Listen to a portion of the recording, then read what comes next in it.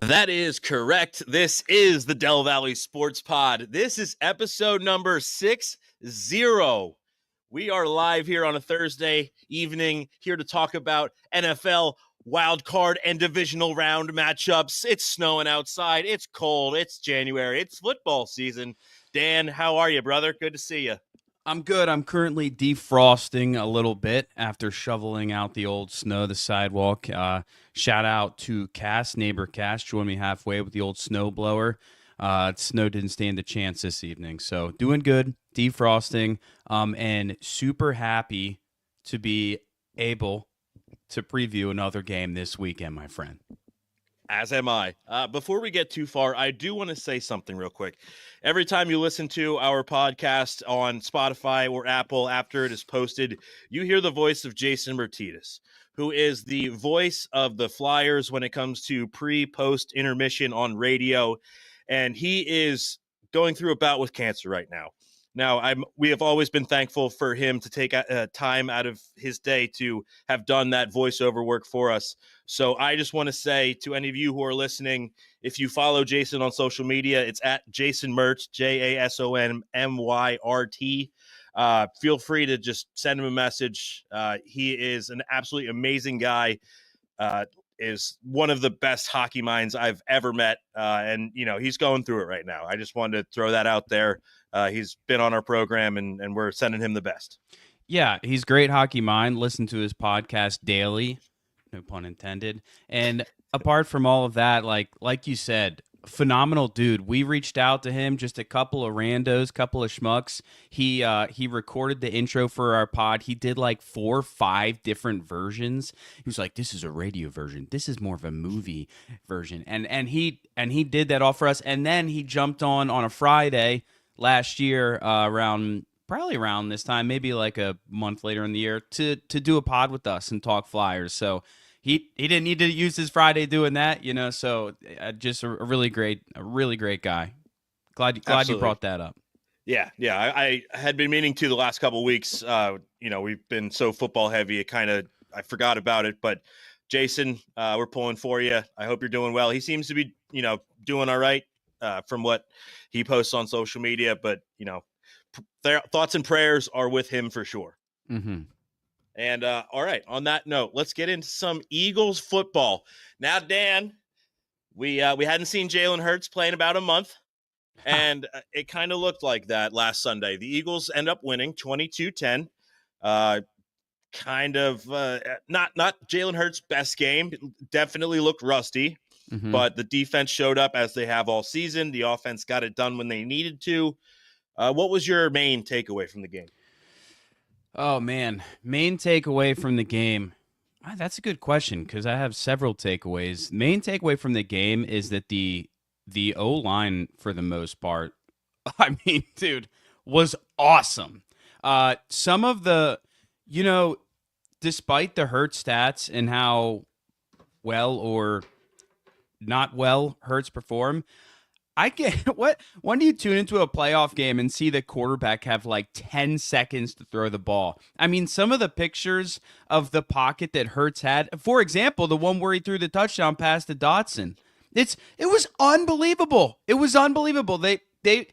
And on some of those where they had a 4-man rush, there was the 5th lineman was just like sitting around waiting. These guys were winning one-on-one matchups left and right. It was really awesome. And there's so much hype, so much pregame hype, so much talk about how good the Eagles' offensive line was. And they showed it, man. I guess I have several takeaways, but that is one main takeaway. Huge shout out to the Eagles. And then even when, they were in pretty much like, we have to run the ball, they still did pretty well. Even though the Packers were stacking the box and making it difficult, they balled out. That's a good Packers defense. I think a lot of people don't think that or don't want to believe it because it has a lot of unfamiliar names on it. But just look at the stats, man. We talked about it last week. That is a good Packers defense, and they're good at defending the run and the pass and getting to the quarterback. The O-line, I thought, was everything that they've been talked about. They were so good. Yeah, on that specific play, you were talking about the touchdown to Dotson, which was set up by Oren Burks on that kickoff down the field, Yeah. sticking his nose in there. People were like, hey, the Packers guy recovered the ball. I don't know. I didn't see it that way. But anyway, Don't fumble the ball. Don't fumble the ball. I agree. At the end of Jalen the Hurts day. had 6.7 seconds to throw on that play to Dotson. Dotson's first touchdown of the year. I'm not saying Dotson's here to stay, but he at least showed up for one game. We're both right. Dotson got his one target of the game.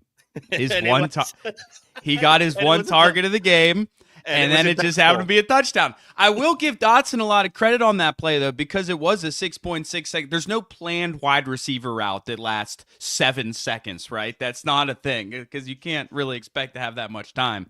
So Dotson does a great job there, right? He runs the initial route. He's not open, kind of like assesses the situation, sees an opening, runs across the middle of the field, and he gets open for a touchdown. That was a great job by Dotson. And Hurts, I think Hurts, that's probably something that they've been missing because that's like a big chemistry thing too. Is that like, I don't know the technical terminology for it, but that like when the pocket breaks down or when the play is extended, that adjustment you make after your initial route. And I thought he did an awesome job on that play. Yeah, he just found the open space in the back of the end zone, trying to, maneuver into wherever the vacancy is of the defensive backs. He was able to do it. Hurts found them. They went up 7-0 in the first minute and a half of the game. And I think that set the tone early, both with the toughness that the defense and or special teams was going to show. And, the offense didn't keep going at the level that they did. Obviously, they had a short field, but I think that play by Burks really set the tone. And we're going to need him because Nakobe Dean is out on IR. Well, that's why it's interesting, right? Burks and Trotter were the guys that made that play. Yep. Burks and Trotter. Trotter made a huge play because, to your point earlier, the Packers initially were going to bring that back in, and Trotter said, "I'm the Axeman Jr. Give me my pigskin back." So it's pretty interesting that game was lit up at the jump by two guys specifically that we're going to be needing to play on the defense this week. And both rookies. It's Burks. I forget. No, Burks is he's been around the league. He's been with the 49ers during their, I think, Super Bowl runs. So he's been around in the league for a little while, but obviously Trotter is a rookie, yes. That's poor knowledge by me. I apologize. Yeah, he was on the Packers before, so maybe he had a little vengeance to fulfill. Yeah. I'm gonna come out here. I'm gonna come out swinging. Came out swinging, man. Woo. Two other. I mean, I did bring it up last week. The two leading receivers on the team were Devontae Smith and Dallas Goedert. Yeah, Dallas Goedert with a 3-way get the hell off of me stiff arm. Oh. Number one play per Sports Center of wild card weekend. That guy got bounced off the ground. Like, that was disrespectful. Dude. Well, the disrespectful one was the last slap at the end when he was clearly he was going to make it to the end zone, probably like 3 or 4 yards out. And then I feel like he actually like looked back at him with his eyes and said, "I want to hit you one more time," just because that was amazing.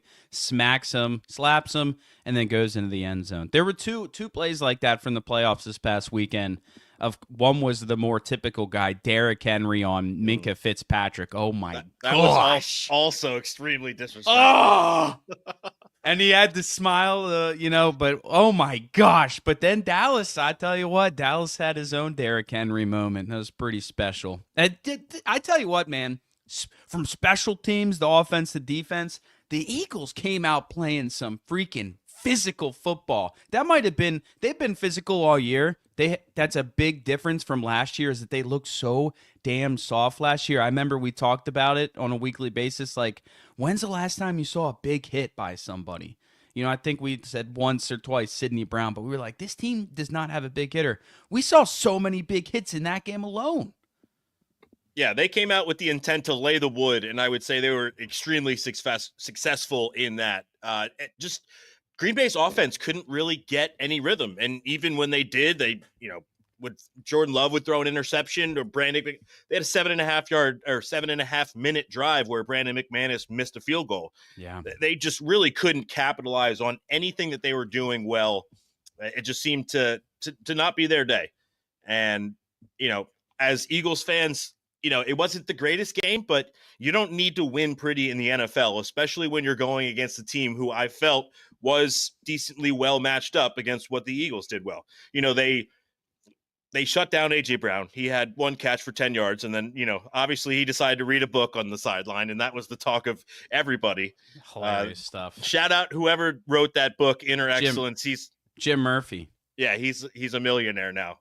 I saw an interview with him today discussing the reaction. He's like everything you'd expect him to be. Just like a pleasant, very calm guy, bad teeth, but a good smile, Just like very chill about how he's the number one book on Amazon right now. All from an NFL player reading a book on the sideline. Wild stuff. It really was. What was there anything that concerned you about the Eagles other than maybe the rust of Jalen Hurts? I know he only found AJ Brown once, but Saquon still had 25 carries for 117 yards, almost 5 yards a pop. I don't know. What do you think? Was there anything that concerned you? A lot of concerns. One is 2 words, both are first names. Jake Elliott. Shaky Jake. Missing I thought that was a layup there, man. I thought that was right up the I thought I was doing the Dwayne Wade for you right there. I didn't realize where you were going. That was my bad. Yeah.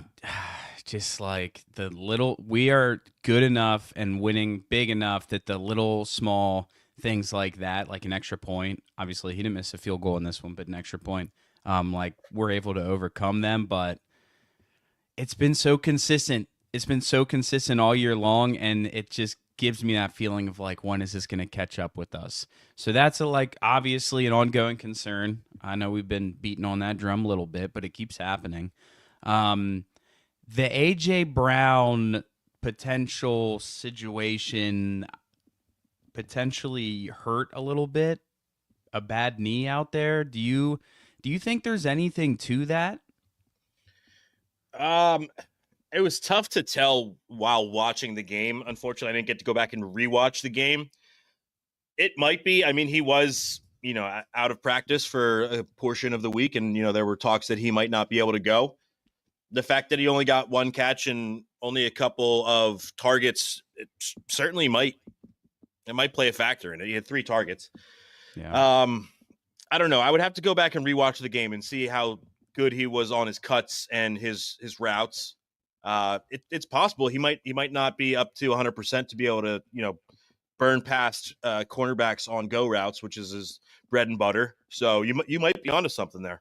I've heard several people in media and such that allegedly went and watched some film and just watched the game, saying like he does look like he's not quite at the same speed, not cutting quite as good. So, and I don't know if he could have dove at or made a big play for the fake tush push. That to me was more of a bad throw.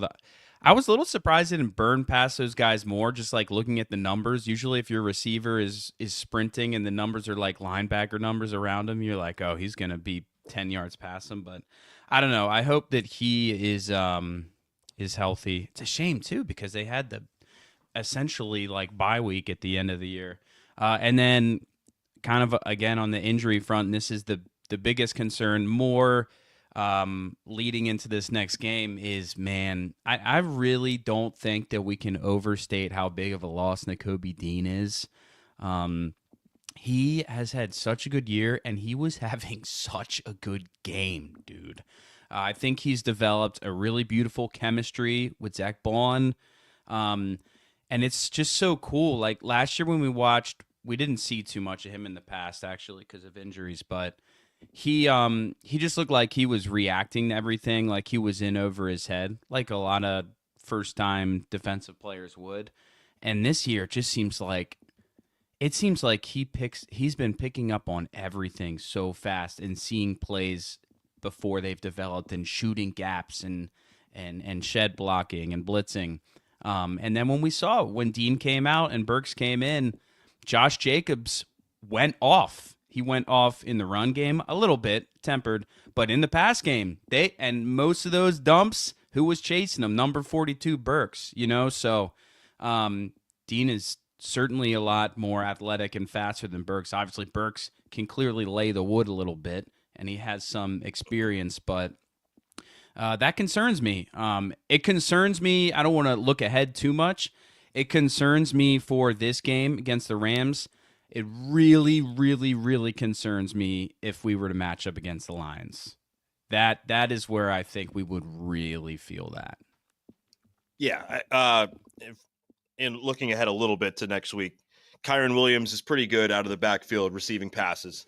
But yeah, to your point, David Montgomery, who's now back, and Jahmyr Gibbs, both of whom can absolutely shred defenses, catching balls out of the backfield and just as a tandem running the ball, also extremely good.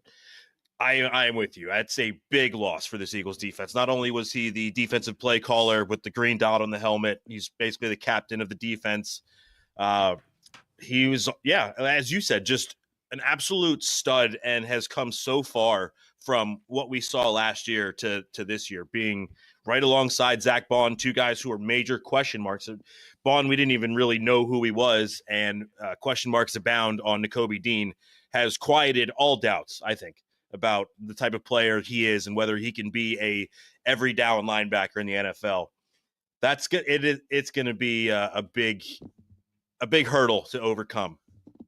And I mean, the Rams have showed they're a pretty good offense.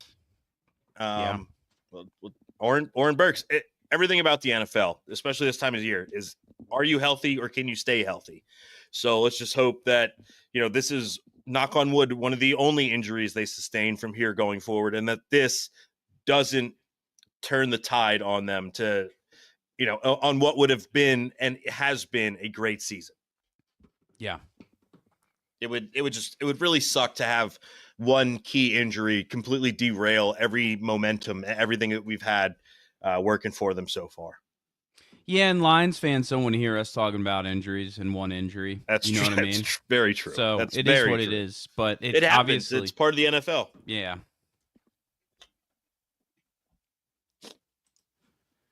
How about you? Did you have any other concerns? Or are you feeling overall pretty good about how they performed in the Packers game?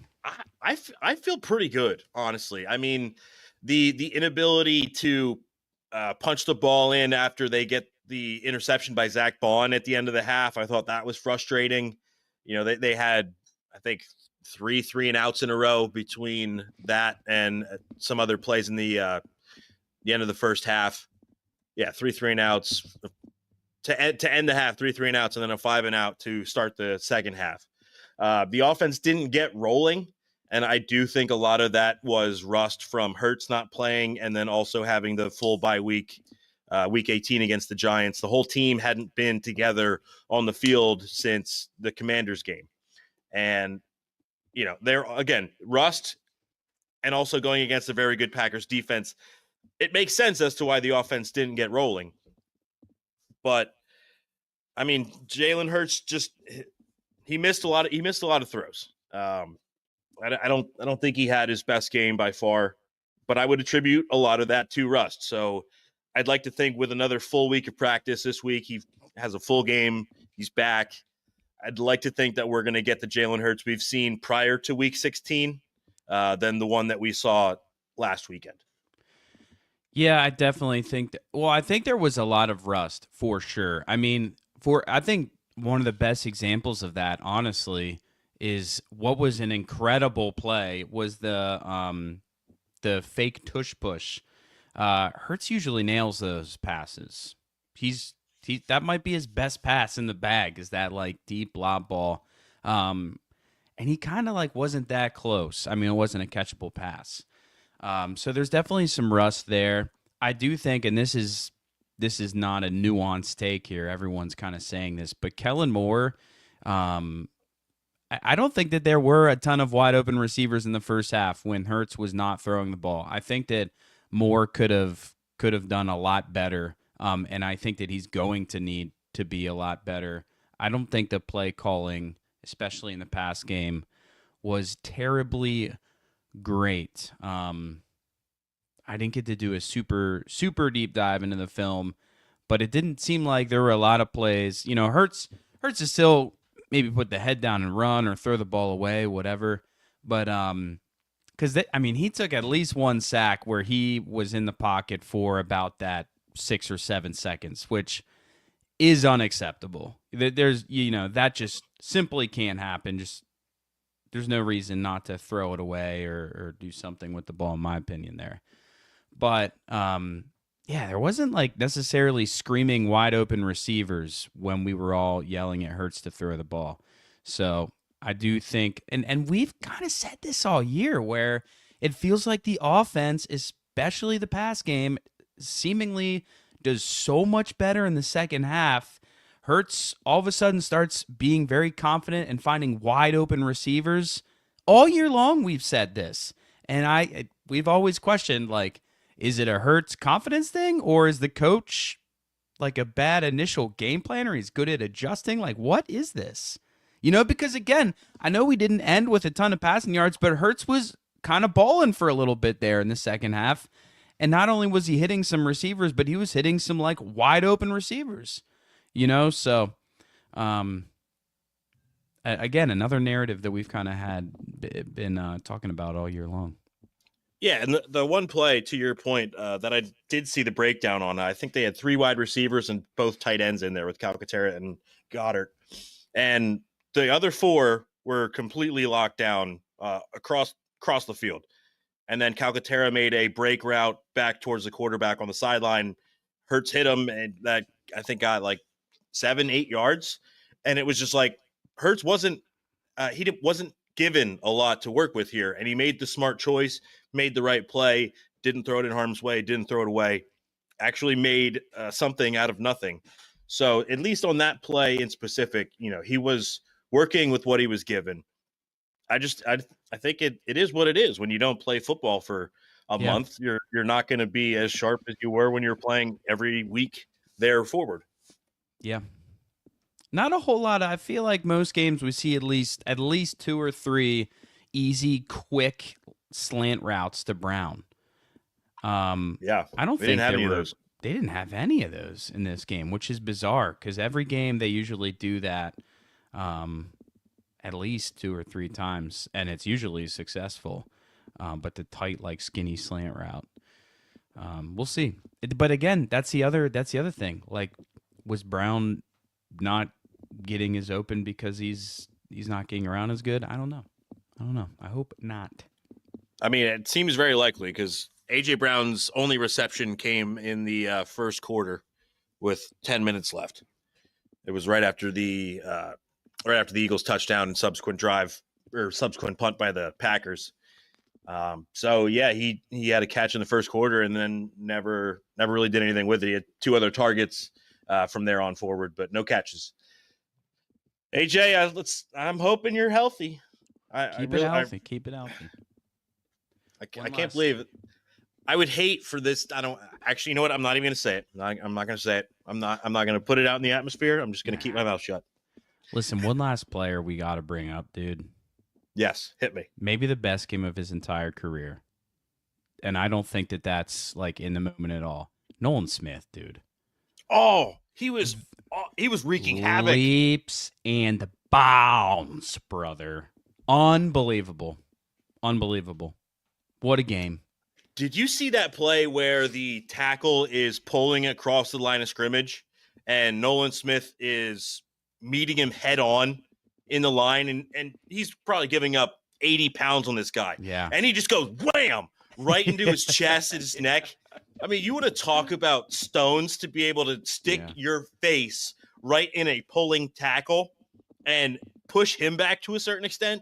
Yeah. I mean, Nolan Smith is not the biggest D end in the league. No, he's one of the smaller ones. Probably one of the smallest. And that's why we kind of doubted him, is because last year when you saw him play in the past, last year, second year guy, he was getting totally outsized and outmatched, it seemed like. He'd get locked up and had a really hard time, like, on the pass and rush game, getting around the big lineman in front of him. So, that's crazy that he's come so far and he's somehow found a way to – I'm sure he's bigger than his first year. These guys are pretty freaking young when they enter the league. But still, he's not like – I doubt he's 50 pounds bigger, So he has come such a long way, man. He looks he looks really good out there. And yeah, he might not be the biggest dude, but he's clearly has some serious strength to him as well. He's got strength and he's got quickness. On that sack that he had against Jordan Love, he ripped around the end. Yeah. And Love really didn't have any time to throw the ball. Nolan Smith was already at his legs. I completely agree. He had an amazing game. Such a likable personality too, man. Yeah. Nice dude. He had did you hear his interview that came out with the media about, I forget where he said he's from, but they were asking about, I think Sirianni quoted, or one of the coaches quoted, he's like one of the most violent, fiercest players on the team. And they were basically saying that to Nolan Smith and asking him about it. And he was like, man, I just try to make most of every opportunity. And then he said something along the lines like, I'm not supposed to be here. I'm supposed to be back at the docks back home working the graveyard shift or something like that. It's like, I did not hear that interview, but now I need to go watch it. That sounds awful. Yeah. And so cold. I'm so happy for you. Yeah, shout out Nolan Smith. Is he our thumbs up of the week? Oh yeah, I think he's will. Do you have a thumbs up? I'm willing to hop on that train. I think we got to double down on him, man. It was an unbelievable game. 2 thumbs up on number 3. I like it. And I don't know. Do we want to just double down on Jake Elliott as the thumbs down? Yeah, I think we can just until do that. He proves us otherwise. Yeah, let's just rip it. Yeah. All right, that's fine with me. By the way, just a quick update on the actual injury for Dean. It sounds like it's kind of like the worst case scenario, basically. Worse than an ACL. ACL, MCL? No, it's both? Like I was totally banking on you having the terminology. I'm not a good terminology guy, but it's like what's the physiological word for knee? The patella? Okay, so it's like a patella tear or something like that, I think. So I guess this injury that he has, they say 20 years ago, this would have been you won't be able to play football anymore. Like, you're basically lost your athleticism. You won't be able to get it back. But I guess they have come. He tore his patellar tendon. But I guess they've come a long way, so that's not necessarily the case, at least not for everyone anymore. But it is expected that this will be a really longer probably, in all likelihood, than an ACL recovery. And just I guess they have to go very slow in terms of kind of getting the strength back and the therapy and all that. It's just like a very slow process, which this really, really sucks for Dean, because Dean has 1 year left on his rookie contract. So he was about to get and I guess the Eagles are notorious for paying guys the year before the rookie contract ends. So he was probably about to get a bag. Yeah, and Howie Roseman has been shown to do that, to get ahead of the curve, ahead of the incredible inflation that is NFL contracts, and sign guys a year early instead of waiting until the last minute, a la Jerry Jones. Yeah. But yeah, I'm reading this quick article on Philly Voice that a doctor said it's assumed that it's about 9 months to start running and 12 months for sport. To start running. 9 months to start running. Yeah, so sad. Feel it's bad. Very, very likely and possible he could miss all of next year. I did not see that, and that sucks. Not only for us, but especially for him. Yeah. I mean, as you just said, he was ready to get paid, has shown everything in terms of intangibles to be a starting middle linebacker in the NFL, and just, God, that sucks for him. Not to jump too far ahead, but now they 100% are paying Bond, correct? Yeah, you have to. Now, I don't think there's any way you don't. Bond gets the blank check, I feel like, at this point, because, If you had Nakobe, maybe you could find another Zach Bond. But reading what I just read quickly, there's no guarantee he could ever be the same again. So, I don't think there's any question now. Zach Bond is absolutely getting re-signed by the Eagles. And, good for him, just terrible circumstances. Yeah. So, all right. Would you like to move it on to this week's game? Let's move it on over. All right. So the Eagles are 1-0 in the 2025 playoffs, and now they take on the Los Angeles Rams, who are coming in from a terrible scenario out in LA. Godspeed to everybody out Yeah. there. The scenes are It's horrific, crazy. unreal. They I played mean, in Arizona, correct? yep, yeah, Their home game. they had to move the game to Arizona because the devastation of all the wildfires in and around the LA area. It was insensitive and made no sense to try and play that game there. So Yeah. that was just a very unusual circumstance. But everything going on in LA is unprecedented right now, to the point where they just moved the PGA Tour event that's supposed to be in 3 weeks out of LA. Mm. Just everything just seems horrific out there, and I feel for everybody out there. And I don't know if you saw, but an anonymous Eagles fan started up a GoFundMe today to send money to the Red Cross and people out in LA. I will certainly be hopping on that to prove that not all Eagles fans are D-bags, like the one who got caught on camera. We don't need to get into it, but that's like Eagles pulling a little bit of a Bills Mafia move right now. Yes, absolutely. Is this going to be a trend? Can we make this a trend? I would love that. I would absolutely love that to be a thing.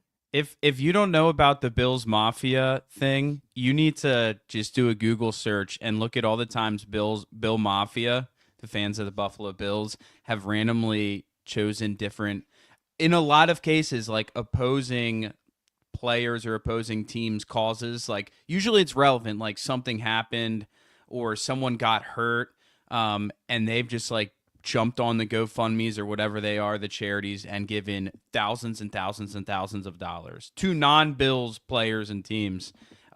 It's awesome. I want to say it's a hilarious trend that you just like. I don't hear of any other teams like that happening at any other teams except for your Philadelphia Eagles now, of course. But yeah, it's funny. I wish I could remember all the times that it's happened, but there's been some funny, like kind of more obscure times where it has happened. And sometimes, like I said, it's like an opposing player got injured or hurt in a tough way, and then they support him that way. It's cool. Shout out Bills Mafia. Shout out Bills Mafia. Amen. Now, the Rams won 27-9 on Monday against the Minnesota Vikings. Sam Darnold was running for his life. They did score a defensive touchdown scored by Jared Verse, who seems like he's going to be the defensive rookie of the year, playing great football right now. And, he's playing way better than he was against the Eagles. I don't know. Do you want to rehash what happened Eagles Rams back in earlier in the season as a prequel? I mean, I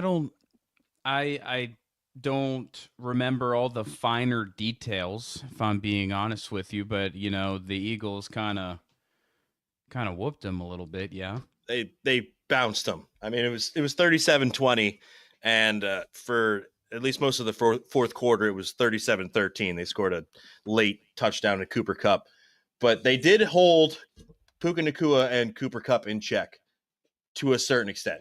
Yeah. Nacua had, and this is the Eagles Rams game from earlier this season. Nacua had 9 catches for 117 yards, which is about his average. And Cooper Kupp had 8 catches for 60 yards and 1 touchdown. Now, they also did hold Kyron Williams in check. I mean, it was the Saquon game. He ran for 255 yards, 302 yards from scrimmage, 2 70-yard plus touchdown runs. I don't expect that to be the same this week. But the Rams have been playing better since the last time they played the Eagles. After they lost to the Eagles, they went on a 5-game win streak. The most impressive of which was that shootout against the Bills. They won 44-42 at home. But they also had some like sloppy games. They had a win against the Niners. I think that was the pouring rain game. They won 12-6. They only beat the Jets 19-9, and they beat the Cardinals 13-3. Yeah. So, yeah, they were, and then they lost the meaningless Week 18 game against the Seahawks. So they were on, they were on a winning streak, but less than impressive. A lot of people I feel are on this Rams bandwagon, saying that the Rams are going to be a major problem for the Eagles this weekend. And I don't know, the line doesn't show it. It opened up at, I think, 4.5. I could be wrong, but I don't see it that way. I was supremely confident that the Eagles would win last week. I'm not at the 100% confidence I was last week, but I still think that the Eagles match up very well against the Rams. Do you disagree? No, I don't disagree. You start from the inside, work your way out. As far as the line play goes, you got to feel pretty good about the Eagles, right? Last time they played, let me see, I had it up here. I think the Eagles had 5 sacks last time they played the Rams, which is pretty darn good. Um, they did not. I don't think that they had no picks on Matty Stafford, but they held the offense in check for the most part, and they kind of did their classic like don't let up the really big play, and they got long plays and big plays on their own side of things. It can't help but make you feel really confident about the game when you see that the last time these teams played, Barkley ran for 255 yards, because it feels like it would be difficult for them to. I'm not saying he's going to run for 200 yards, but to go from letting up 255 yards to stopping them to like 60 yards, that feels like a really tough hill to climb right there. So I got to feel good about it. I think our offensive line is simply far better than their defensive line. As far as the team defense stats go for the Rams, they're kind of at like the top of the bottom third in a lot of the pass and rush defense stats, sack stats. Like there's nothing. It doesn't seem like there's anything that their defense does really, really well. And I'm not saying their defense is trash. Their defense has kept them in games and been really good at times. But I just don't think there's anything that their defense does really, really well. And that makes me feel good about us being able to put up points in this game. Yeah, I would equate it to saying that the Rams defense is good enough to win you games, but it's not good enough to win you a championship, which is where I put the Eagles in that category. Mm-hmm. The Eagles will literally win games because of their defense. And I mean, last week could have even been one of those. But this defense is good enough to carry a team to a championship. And I mean, look, we got to look at the forecast, because I think that's going to play a big factor in this game. And we're looking at 1 to 3 inches of snow on Sunday here in Philadelphia. It's not a lot, but if it's coming down during the game, I mean, we saw it in the Steelers-Browns game, the snow globe game, if you will, about a month back. That completely changes offensive playbooks and styles. And I got to feel like if it's run heavy, that leans hard towards the Eagles. Now, Kyron Williams is an amazing running back. But I think when it comes to offensive line versus defensive line, the Eagles have the advantage on both sides of the ball. The Rams' offensive line is very good. I just think the Eagles' offensive line against their defensive line is such they're on another level. Yeah, I think the Rams' offensive line is good, but I don't know that they have like a top 10. I don't know. That's tough to say because I'd have to like really break it down. But we can get in there on that offensive line. And I like Jalen Carter against that offensive line. I like our guys up front. Obviously, mentioned earlier, a little bit of concerns about Burks, and I feel like McVay does a good job at he's a great offensive mind. So they are going to target the weaknesses on our defense, and especially because we don't have many weaknesses on our defense, they are probably going to hone in on whatever Trotter Burks is out there, because the rest of the guys are pretty solid. So Puka might get involved in like unique ways. When you watch Rams games, you'll see him take like a handoff or two. He'll do the jet sweep. He'll get involved in a lot of unique ways. And I'd expect him to do that, not just because of the linebacker situation, but because Mitchell has been so good. So I think we're going to see some good Sean McVay creativity. But I'm really the Georgia Dogs. You know what I mean? A lot of eggs in that basket that Carter, who had the film I did watch, Jalen Carter, just it's a shame because he's one of those like, he's not always a box score guy, so he's kind of one of those in between the lines type dudes. But man, he's playing great, and he's playing like every single snap, just about. He's playing awesome. So I think the defensive line needs to dominate. And the good thing about Stafford versus Jordan Love, or frankly a lot of other quarterbacks these days, is not a very mobile guy. Not a No. very mobile guy. He's not going to be able to really escape too much. He's clever in the pocket, but he's not gonna be able to bust you on like a 10, 15-yard run or get away with his legs. He can just dip, dodge, and duck. Yeah, as Scott Van Pelt calls him, graybeard. I don't foresee him scrambling for 15 yards up the field, especially in snowy conditions. And the weather, Nonetheless, yeah, this team wears their stadium in a dome in a in LA. dome in LA. You gotta. So this wasn't really a big factor in my mind last week. Even Yeah. if it wasn't horribly cold, it was still cold because Jordan Love's been good in December games. Green Bay, it's cold there; they're used to it. Dude, this is gonna be there's got to be a shock factor to some degree there. And their last game was at not at home, but it was in Arizona, which Yeah, in a is dome. that also a dome? Oh yeah, So That's the it's big not to- like the they've big even coaster. it's not like they've even recently played in a cold weather game. So I gotta feel good about that part of it. I mean, I'm looking at it here. The last cold weather game they played was against the Jets, and they won 19-9. So, yeah, and also another weather game against the Niners, they won 12-6. Now that's rain, and that's completely different.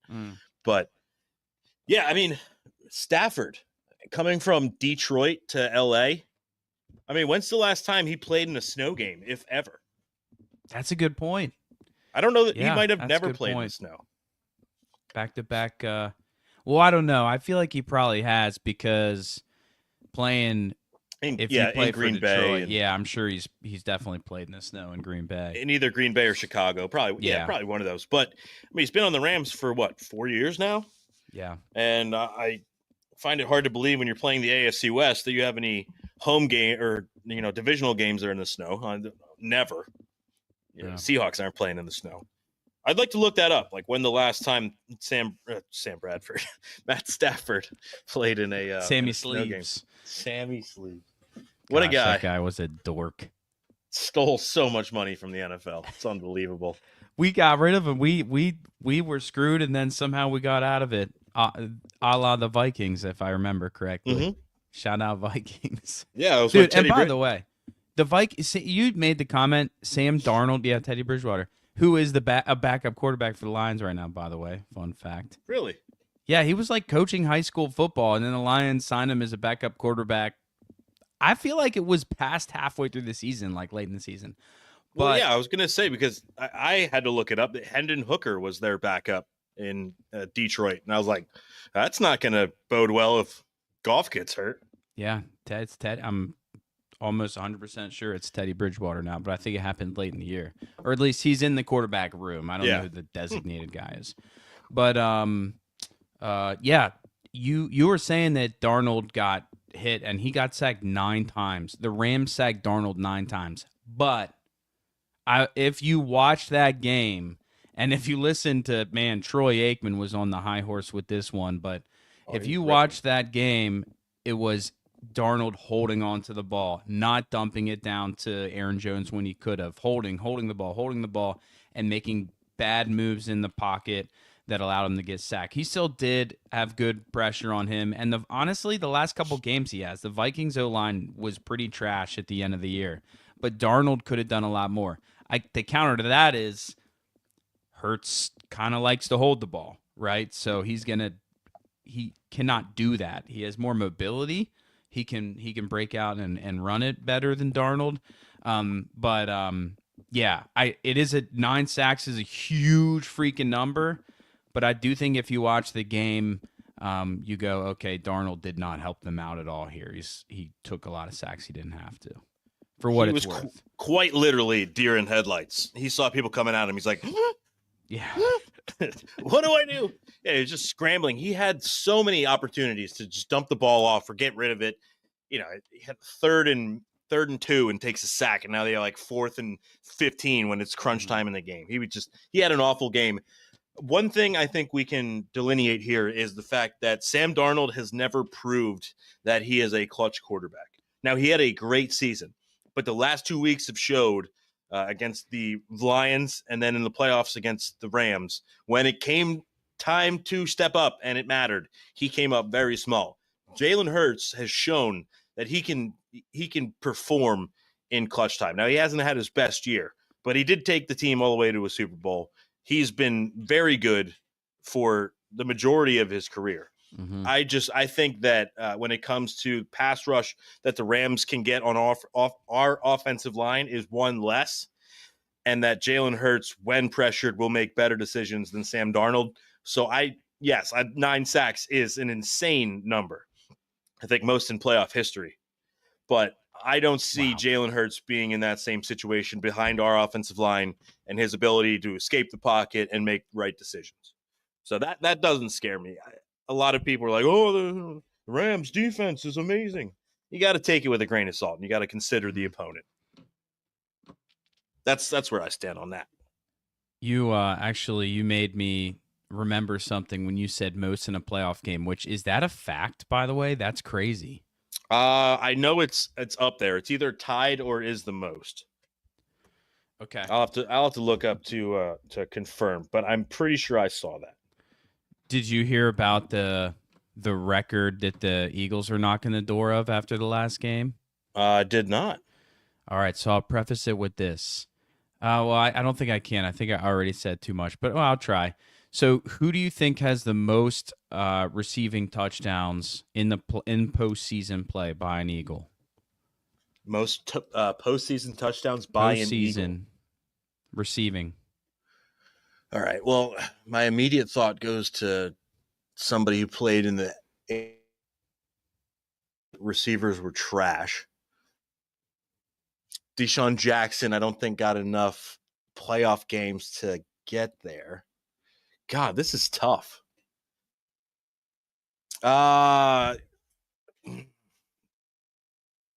Is it Brent Selleck?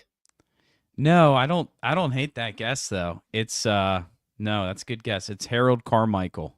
I should have guessed. He has 6 and 7 postseason games. Who do you think has second most?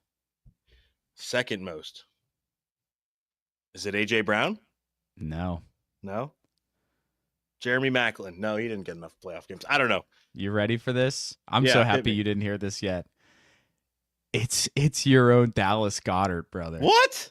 Dallas Goedert has the second most receiving touchdowns in postseason history for the Eagles with 4. How wild is that? That's insane. How wild is that? I like the Brent Selleck guess, by the way. But yeah, isn't that wild? 2 away from tying the franchise record. Pretty awesome. Pretty awesome stuff. I did look it up. 9 sacks. It tied the NFL record for playoff game sacks. So. Did you have when the other event occurred? No, I didn't. I did not, and I deleted out of the tab. I'm an idiot. But yeah, Dallas Goedert, of all people, I thought that was pretty wild. I thought that was pretty crazy. I don't know why I thought AJ. He's had some good games, but. They've had a lot of playoff games in the last couple of years, so I don't know. I can't blame you there. I mean, it makes sense. It makes sense. I can't remember if AJ was hurt a little bit during previous playoff runs, but yeah, fun fact. I don't know. I feel really good about this game.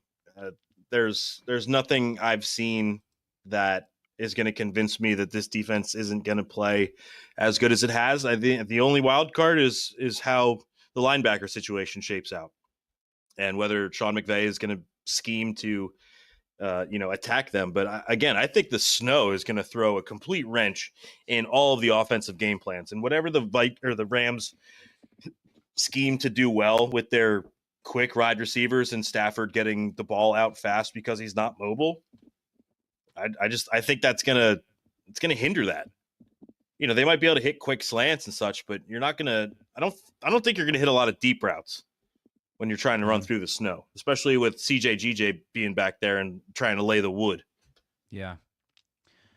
Well, I hope that I really like the defensive line and the rush, and as good as Matt Stafford has been, it would It would be nice if the Eagles can start this game off like last game, where they establish the run, they get some quick points on the board, and they force the Rams to push the push the gas a little bit more than they want to. I'm sure the Rams would love to be able to steadily drive down the field, and they've certainly been able to do that this year, especially with Kyron Williams. They run this. You watch the Rams, and they run the ball, and then they do this dirty little like bootleg play action. It feels like they do it 10 times every game, and it just always works. The tight end spills out, and it's a 5 to 7 yard gain. So they have this style that they definitely seem to like to play. But man, if we can get running the ball is so impactful because you eat up so much clock. I mean, you looked at the playoff games this past weekend, and look how long the different games took. Like the Eagles game, the games where they one of the teams is running the ball really well, it goes by so much faster. What was it? The Chargers Texans game was like the longest game ever, wasn't it? I mean, neither team could really run the ball until the fourth quarter. It was nothing but Justin Herbert throwing interceptions, and that game took forever. And then the game right after it, the Ravens ran all over the Steelers, and that game took no time at all. Yeah, it flew. Exactly. So puts a lot of pressure on the other team when they see that. I think that's going to be the starting point. I think a part of me wants to come out here and say this is going to be a great Hurts game because I look at this Rams team and I think that Hurts could throw the ball and we could pass the ball pretty well in this team, and I think the O-line can protect and all of this, but it's playoff football right now. We're not in the middle of the season where it's like, hey, you know what? Let's shut up all the haters and let's pass it for 300 yards because we can. No, we got to win this game. It's not the same scenario as earlier in the year when the drama of the past game was happening. So I don't think anything's going to change. I think they're going to run the ball freaking 30 times, and I think they're going to run it well, to be honest with you. I absolutely agree with you. I mean, I don't think Saquon's not going to rush for 255 yards again, but I can see him running for another 150 with 30 carries. They're just pounding the rock every time. I think the X factors in this game is the running game and how well the rookie corners do on Nakua and Cooper Kupp. Yeah. Now, again, going back to the snow thing, I mean, the ability to hold them in coverage on the outsides while dealing with shaky footing is gonna be a major factor in this game. Now, Kyron Williams is going to get his, but if you can limit Nakua and Cooper Kupp to less than 200 yards, which they did the previous meeting, I don't see any way that the Rams can win this game. And also, the Rams only scored 20 points last week because 7 of their points was on a fumble recovery for 60 yards. So it's not like the Rams had 27 offensive points. They literally only scored 20. Yeah, I mean, a lot of people thought the Vikings defense was a top-tier defense, and frankly, it was for most of the year. Didn't seem like it was the same defense at the end of the year.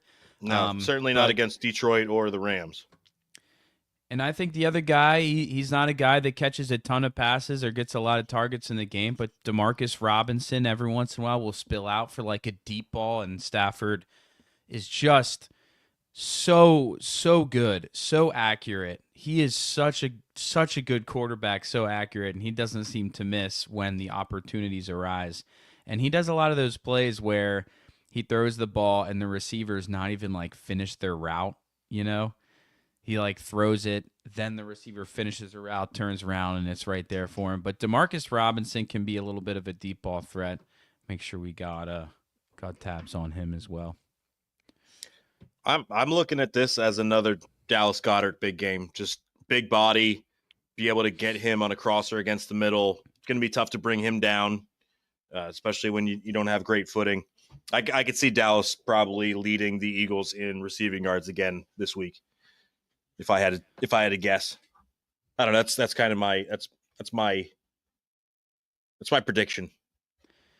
Do you have a score?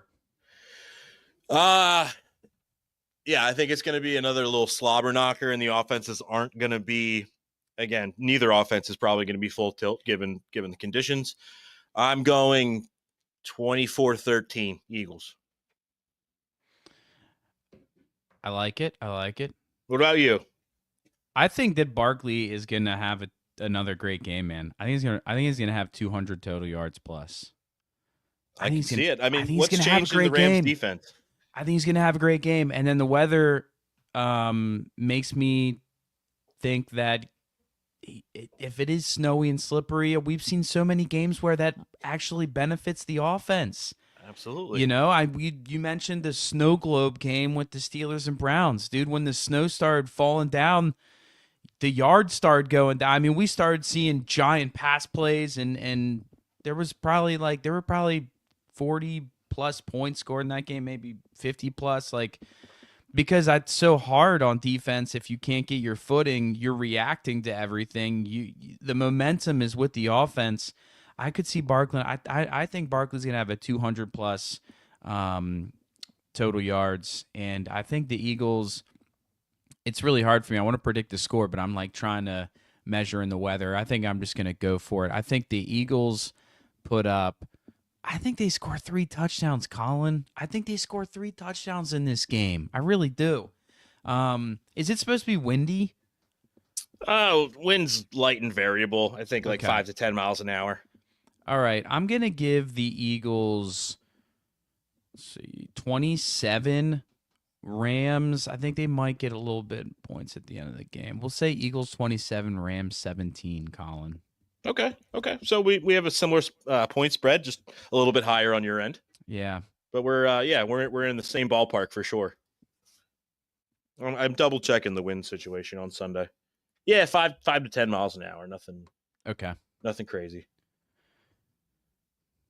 Should be just fine. I'm looking forward to seeing an Eagles playoff game in the snow. I don't know when the last time that's happened. I know. Would love to see the Kelly Green in the snow.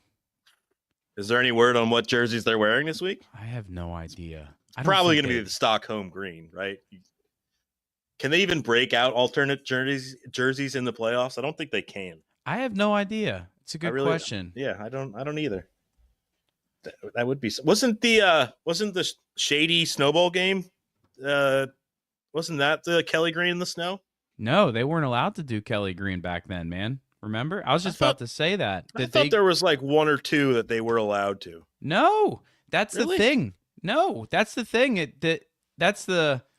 I was just about to mention that, how, like, isn't that weird? That's the thing of the past. It felt like for 20 years we were asking, please bring back the Kelly Green. And Deshaun Jackson played in it. No way, dude. Yes, they had at least one game where they played in the Kelly Green jerseys back in like 2010. Dude, I do not remember that at all. But I think you're right. The true Kelly Green, the OG Kelly Green. Yeah, 2010. It wasn't the snowball game, I don't think, but yeah, because everybody and their mother had a Deshaun Jackson Kelly Green jersey. So when did it start that they couldn't wear the Kelly Green? Yeah, he was wearing the midnight green, LaShawn McCoy. Yeah. I think it was when they went to the NFL made a mandate that you could have only one alternate jerseys, which was the Eagles black, so that they couldn't go with more than one alternate. But now there's you can throw in multiple alternate jerseys, whether it be a throwback or just a different color. Okay. So I think that's the case. But that's a discussion for another time. I didn't remember Deshaun Jackson being able to put on the old Kelly Green. Yeah, I remember. I think there were also shady jerseys in the Kelly Green. You see them all over the stadium. But yeah, it would be cool to see Kelly Green in the snow. I don't think we're going to get to see it though. That's all right. Let's just see a win. Even better. Let's see a win. All right, Dan, you want to wrap it up there? Yeah. If you want, you got to maybe go check your sidewalks again, and I probably got to go check the sidewalks up at the clubhouse. Yeah, just do want to leave you with something though. Hit me. Just remember, guys, every circumstance and every person you encounter is here to teach you and help you. It's all working for your good. Let me guess. Is that a passage from Inner Excellence? That from Jim Murphy's Knew it. Inner Knew it. Excellence. Oh my God. I wanted to open up the show with one and I never got around to doing so. Dude, So I I'm got glad some heaters over here. I'll have to save some more. Hopefully the Eagles can keep winning so I can keep dropping Jim Murphy bombs on you guys. Please do. That's words of wisdom from someone who's been giving it to you for the last year and a half, which I love. Words of wisdom by Dan Glassstetter on the way out. Beautiful ending to the podcast, sir. All right, let's go get them. Go Birds. Go flipping Birds! I'm Go hyped Birds! up, I can't wait for Sunday. I cannot wait for Sunday. I can't. Oh my God, it's gonna be fun. Well, divisional round weekend. Last weekend of the season, we get 4 NFL games. So enjoy it while it lasts. And we got a couple doozies in there. Let it rip. Let it rip, baby. Let's go Saquon. Go All right. Saquon. This has been episode number 60, the Chuck Bednarik episode. Throwing that in on the way out. Shout out Concrete Charlie. Colin, yes. Hit the Rams with the Quan. Hit the Quan, baby. How did we not do that? How did we not come up with that earlier in the year? Hit the Quan? Dude, I've been saying that since he was at Penn State. Every time he busts a long run, I'm like, hit the Quan. I didn't know. I never brought it up because I felt like everybody, I don't know. I should have brought it up earlier. But I have said that. I like it this weekend, especially, though. Hit the Quan, ride him. We're taking this one all the way to Detroit, most likely. That's my prediction. Let's go, Birds, Dan. Go Birds. We'll talk to you guys next time. Peace.